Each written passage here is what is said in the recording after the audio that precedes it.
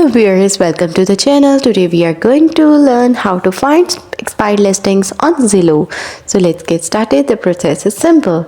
First, begin by opening the Zillow website or application and sign in with your account. When you are signed in the search bar, type the city, neighborhood or zip code where you are looking for properties. Zillow does not show a direct expired listings filter since those listings are no longer active, but you can get close by adjusting the listing status filter. You can choose solid or off market to view homes that were previously listed but no longer active. You can also sort by date to find homes that came off the market recently.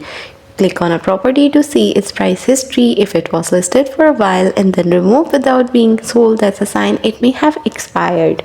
For the most accurate and updated expired listings, partner with the local real estate agents, as agents have access to multiple listing services where expired and withdrawn listings are clearly marked.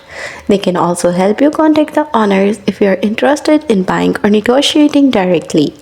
Below does not officially show expired listing, but you can still find off-market homes and track down potential leads with the right fillers and agent support. And that's all. If you found this video helpful, don't forget to like and subscribe.